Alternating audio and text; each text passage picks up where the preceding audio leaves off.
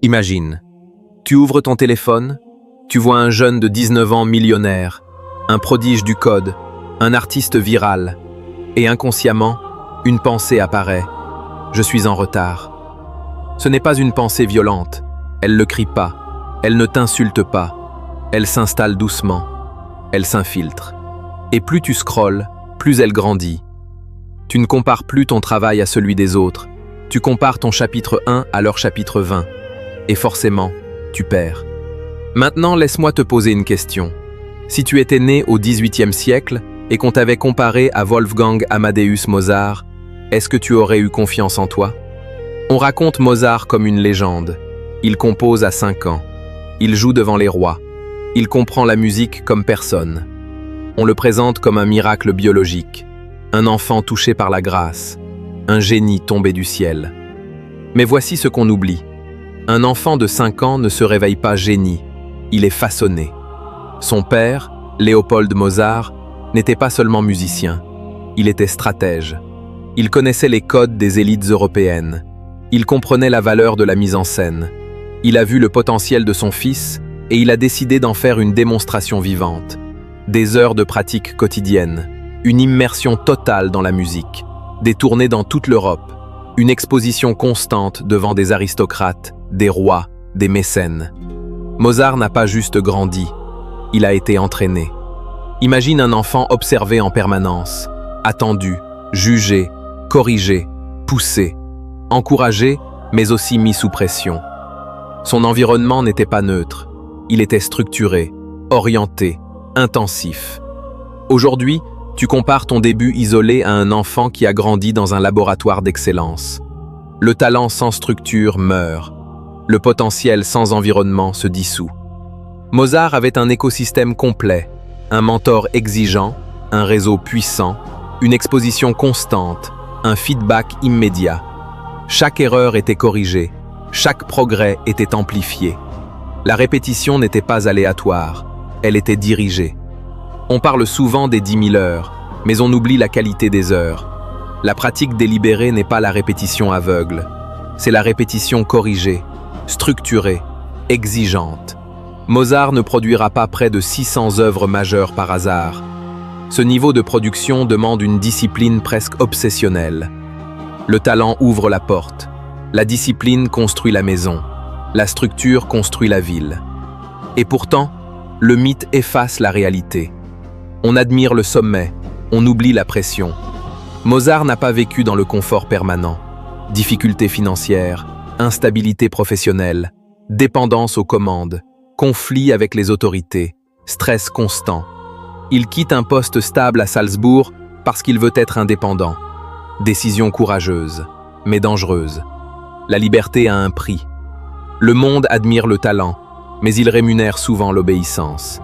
Hier comme aujourd'hui. Le système récompense ceux qui s'adaptent à ses règles, pas toujours ceux qui veulent les redéfinir. Si tu veux être libre, prépare-toi à l'instabilité. Si tu veux innover, prépare-toi à l'incompréhension. On parle de Mozart enfant, mais ses œuvres les plus profondes viennent plus tard. La maturité affine le génie. La profondeur exige du temps. La complexité émotionnelle ne se télécharge pas. Elle se vit, elle se traverse, elle se paie.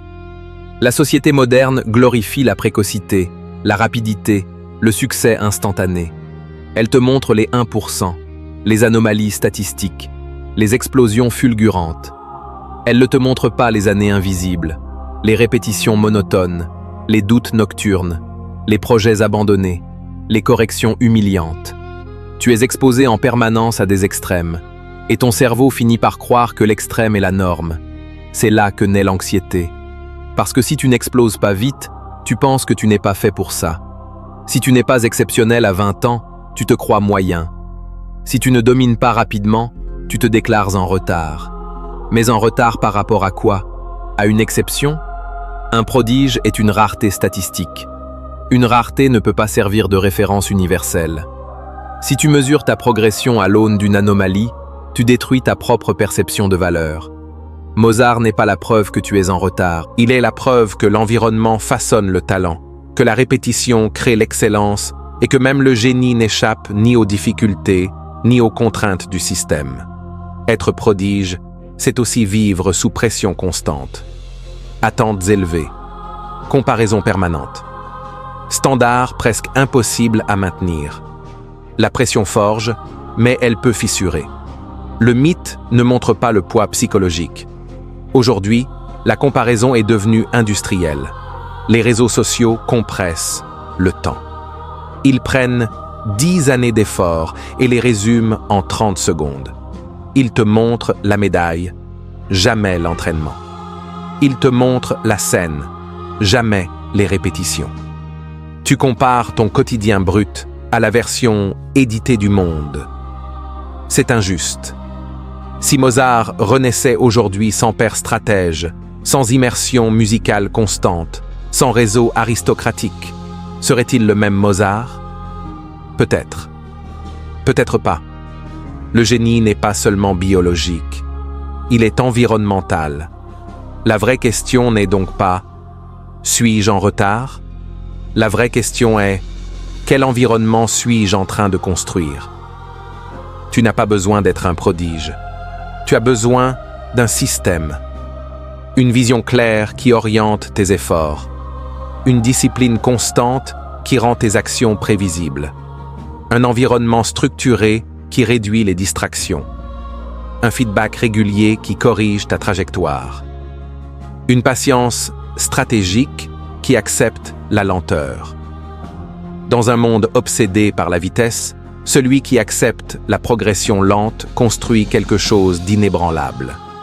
Le génie impressionne. La constance construit.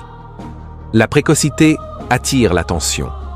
La profondeur attire le respect durable. Compare-toi à ton niveau d'hier, pas aux extrêmes d'Internet. Si tu progresses de 1% par jour dans une compétence précise, dans un an, tu ne reconnaîtras plus la personne que tu étais. Mozart ne t'a jamais mis en retard. Ce qui te met en difficulté, c'est la comparaison permanente sans contexte. C'est l'oubli des années invisibles. C'est la croyance que le talent suffit. C'est l'impatience. Le monde ne manque pas de talent. Il manque de constance. Il manque de discipline structurée. Il manque de patience stratégique. Tu n'as pas besoin d'un miracle. Tu as besoin d'un processus. Arrête de courir après le prodige que tu ne seras peut-être jamais. Construis le professionnel que tu peux devenir avec méthode.